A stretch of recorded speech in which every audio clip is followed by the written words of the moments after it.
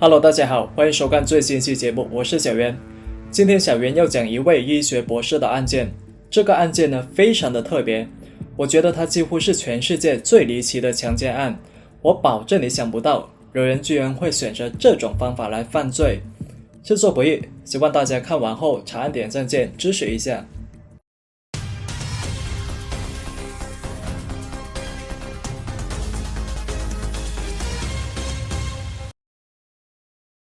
故事还得从加拿大的萨斯喀省说起。萨斯喀省位于加拿大的中部，农业和畜牧业呢非常的发达，那说白了就是地广人稀。那很多居民都有一大片草地，要么种着各种农作物，要么养着各种牲畜。就例如其中一个叫做基普林的小镇，这个小镇的人口只有1000多人，几乎每户人家都有一栋独立的田园别墅。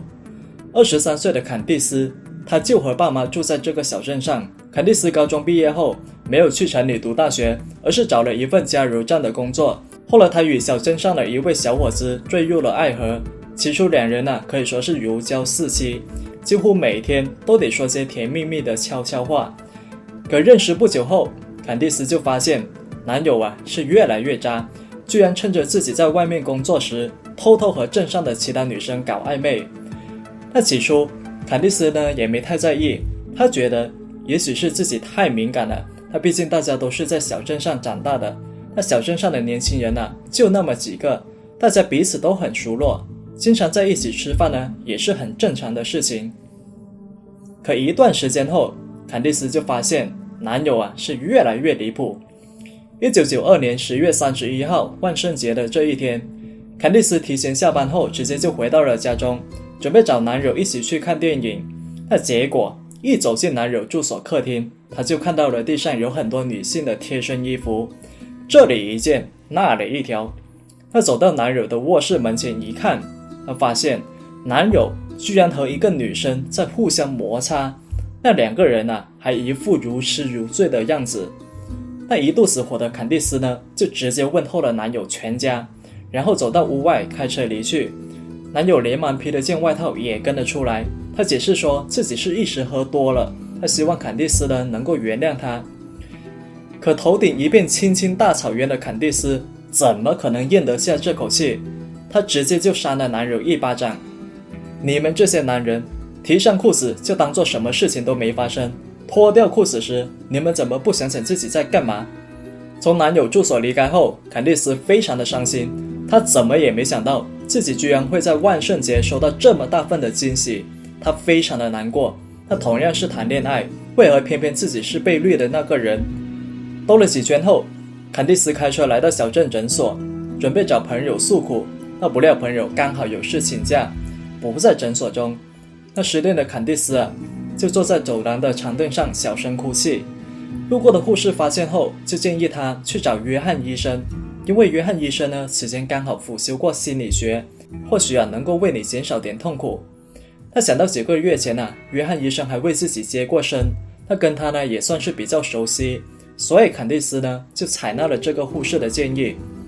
可是让他永远想不到的是，就是这个决定给他带来了比失恋残忍1000万倍的痛苦。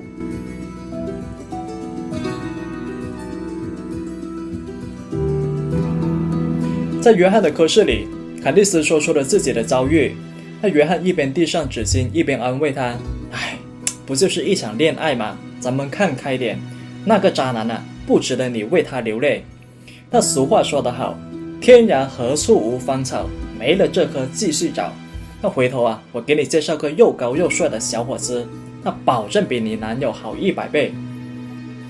听到约翰医生的这番话，坎蒂斯才缓缓停止了哭泣。他说自己现在很想杀了那个家伙，居然敢背叛老娘。看着坎蒂斯咬牙切齿的模样，约翰表示，你现在呢情绪非常的激动，也得冷静下来，千万别做傻事。那说着说着，约翰就表示，那还是给你开些药吧，那不然你这样太难受了。说完，约翰便起身走进了里面的小隔间，捣鼓了一番后才走了出来。他看到约翰手上拿着的注射器，坎蒂斯呢觉得有点奇怪，不是直接开药吗？怎么还要打针呢？约翰就表示，直接打针的话呢，效果会更好一点。他让坎蒂斯面部朝下躺在操作台上。那随着针筒的注入，坎蒂斯就感觉到好像被埋里钉了一下，可仅仅10几秒之后，他就觉得身体开始麻木，想翻身过来呢，却发现身体不听使唤。那浑身的麻醉感不停地强迫他闭上双眼，但是下半身被碰撞和压迫的感觉让坎蒂斯没有完全昏睡过去。而在朦胧中，他就发现有人解开了自己的衣服，然后压在自己后背，猛烈地撞击自己。那整整半个多小时，坎蒂斯呢很想回头看看到底是谁压在自己身上，可不要说身体，他连自己的双眼都睁不大。到了第二天早上，坎蒂斯终于完全苏醒了过来。他觉得自己全身上下的衣服穿起来很不舒服。就在他把衣服摆正时，医生约翰走了进来，还略带笑容地说：“你昨晚睡了一晚上。”看到坎蒂斯一脸恍惚和猜忌的模样，约翰就解释说，不同的人注射了镇静剂之后会有不同的反应，例如有一些人呢会做梦。收拾了桌上的物品后，约翰就走到坎蒂斯身旁，还把手搭在了他的肩膀上。可是坎蒂斯呢却以临时有事为由，急忙就离开了诊所。那一路上，坎蒂斯就不断想着昨晚的事情，他越想越确定，昨晚的确有人侵犯了自己。而当时的房间里只有自己和医生约翰2人，以及2名值班的女护士。那除了约翰，他实在想不到还有谁。为了查验真假，坎蒂斯驱车2小时来到最近的医院做了强奸检查，并把含有精液的内裤装在了袋子里。那随后医院证实，坎蒂斯的衣物和阴道呢确实有精液的痕迹。看到检验报告，坎蒂斯整个人犹如晴天霹雳，然后直接报了警。但是警方听到这个说法后简直是一脸怀疑的模样。他们把约翰带到了警局进行了问询，但是约翰立马否认。他说自己之所以给坎蒂斯注射镇静剂，是因为当时坎蒂斯情绪非常的激动。那同时，为了证明自己的清白，约翰呢还提供了自己手臂上的血液，让警方用新出现的 DNA 技术检验，以还他的清白。那由于案发时间呢是1992年， DNA 技术呢还没有普及，那所以当时进行 DNA 检测需要送到上级的鉴定科的实验室，而且时间呢往往都需要几个月。而就是在这段时间，坎蒂斯在医院被强奸的消息呢传遍了整个小镇。但是很多人认为是坎蒂斯诬陷了约翰医生。为什么小镇居民会这样想呢？这还得从他们2个人不同的身份背景说起。坎蒂斯呢，她是一个单亲妈妈，只有高中学历。她辍学之后呢，就直接去加油站工作。她平时只要一有空她就喜欢去酒吧喝酒，可以说是一点母亲的样子都没有。小镇的居民觉得，坎蒂斯与男友分手之后，肯定是看上了条件优越的约翰。他本来想在医院引诱他，那不料求爱不成。他恼羞成怒之后，就想以此诬陷医生。而对于31岁的约翰来说，他是小镇上备受尊敬的医学博士。4年前呢，从南非移居到了加拿大，是小镇上仅有的2名医生之一。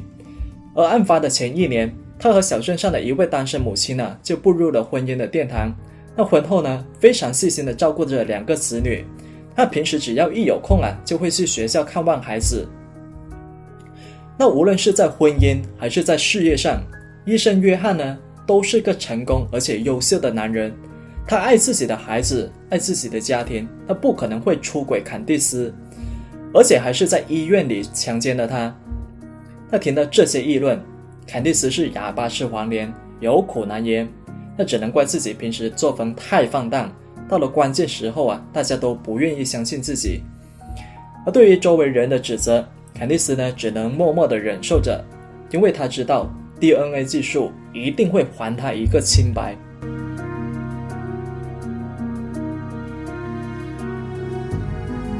苦等几个月后，小镇警方终于收到了 DNA 报告，可上面的结果却让坎蒂斯大吃一惊。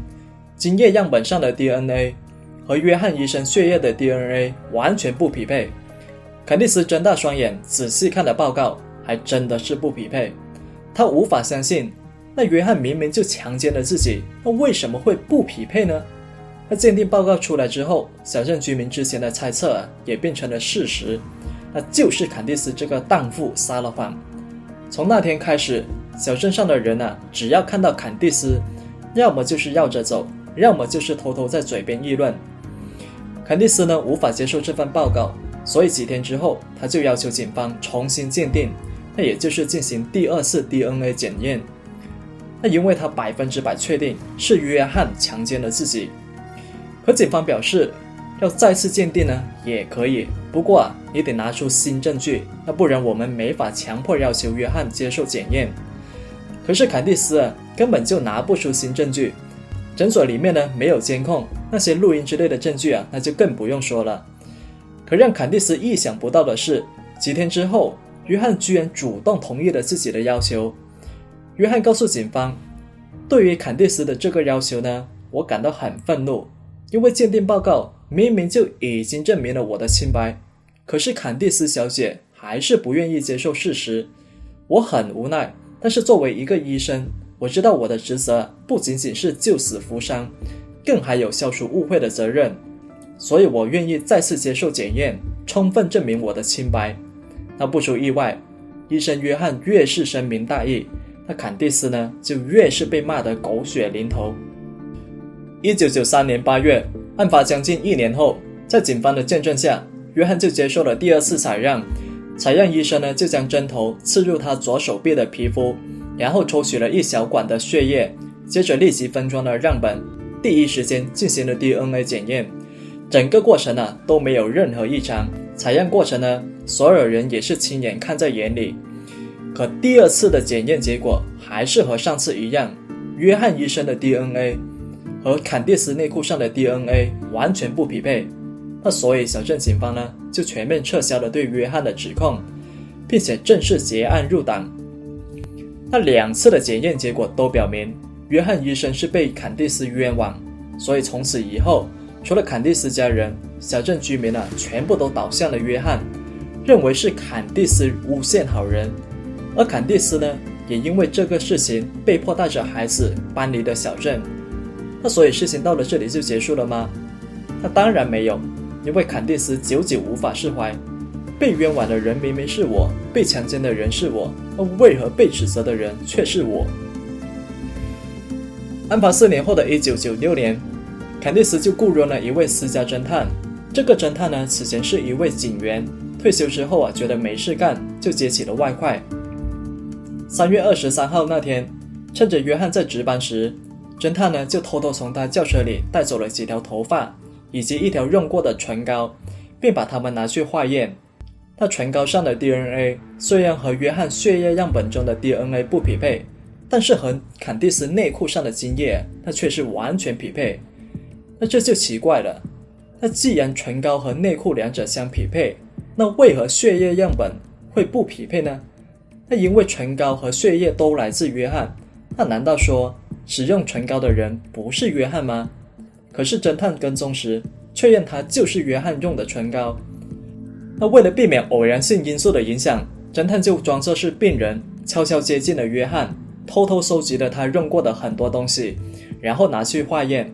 那结果发现这些东西上的 DNA 全部和精液样本相匹配。那直到这时，侦探才确认强奸自己客户的人就是约翰。不过始终有个问题困扰着他，为什么唯独血液样本会不匹配呢？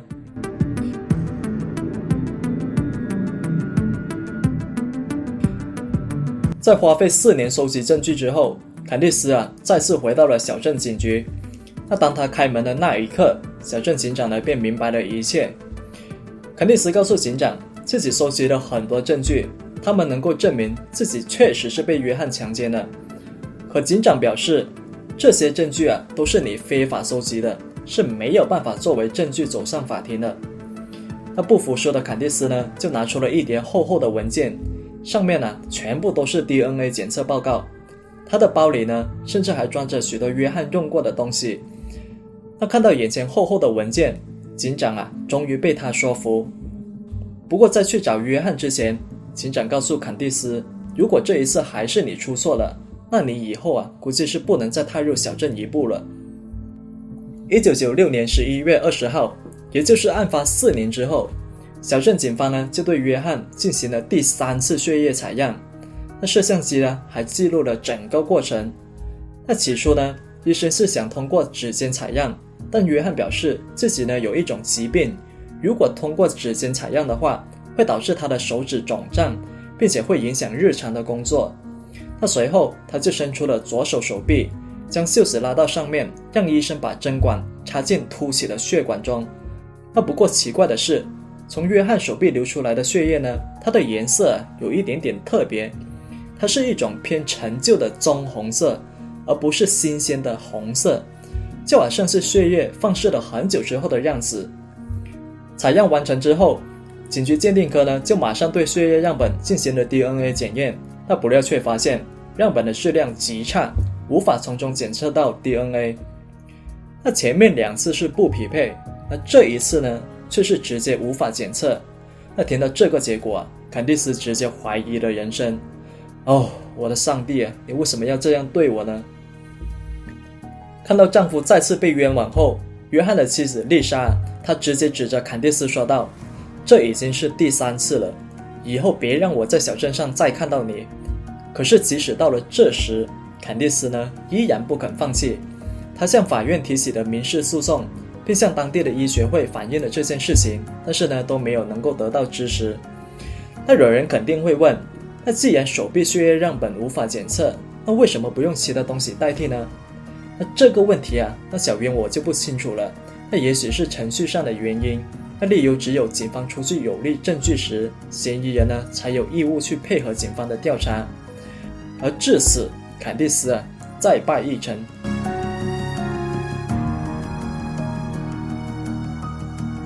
可就在大家以为事情就此了结时，5个月后的4月25号，约翰继女的一番话彻底改变了局面。那天女儿告诉母亲丽莎，昨晚继父走进自己的房间之后，就给自己打了针，然后自己就睡了过去。她醒来时呢，居然发现床边有一个被撕开的避孕套包装袋。她听到15岁女儿说出这番话，那丽莎错愕了好几秒。她反应过来之后，她就追问女儿，那以前有没有发生过这样的事情呢？结果女儿说，这样的事情在2年前就开始了。那每次继父给自己打完针之后，自己都会昏睡大半天。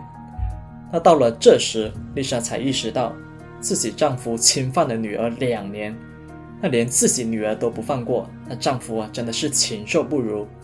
那也就是在这个时候，丽莎才觉得也许坎蒂斯是对的，丈夫或许是真的侵犯了她。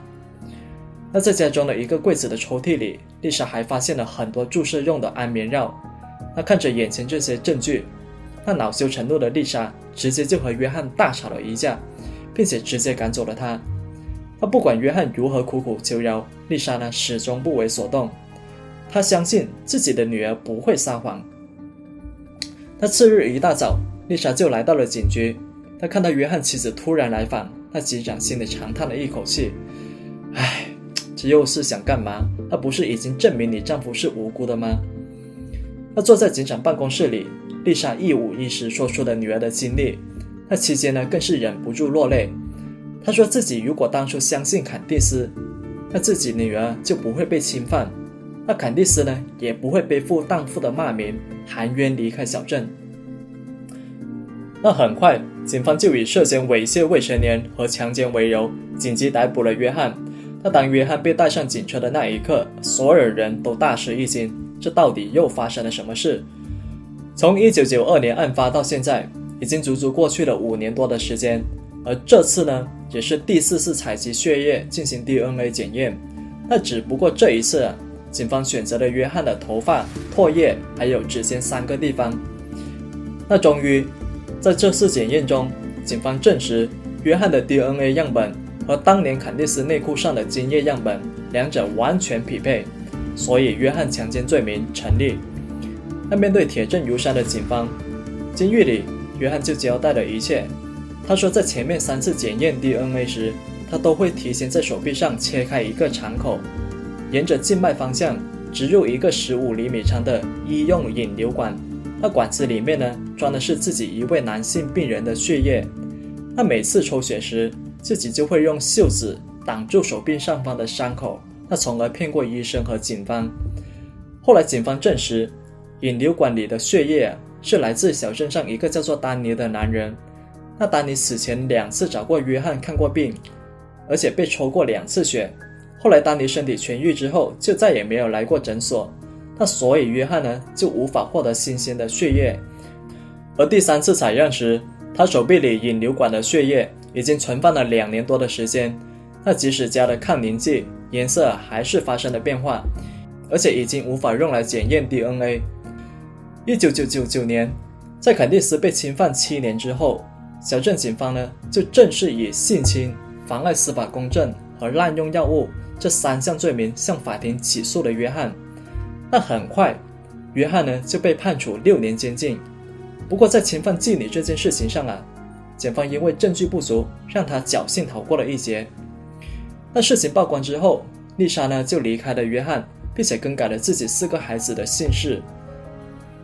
2003年，约翰从监狱获释之后，他被加拿大当局驱逐出境，并且永远不能踏入加拿大一步。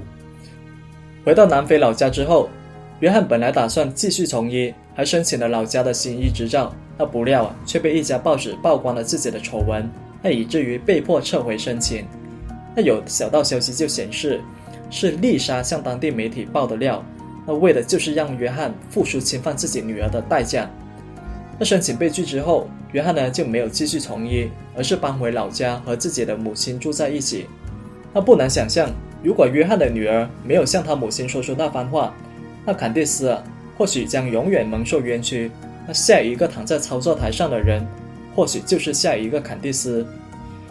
那聪明一世的约翰怎么也想不到，即使他再聪明，即使他掩盖罪行的手段再离奇，他最终还是倒在了自己15岁女儿的手上。一条软管，一件奇案，一场7年的纠缠，冰冷的手铐呢，终于带到了灯光死角下的那个男人。我是小渊，我们下期再见。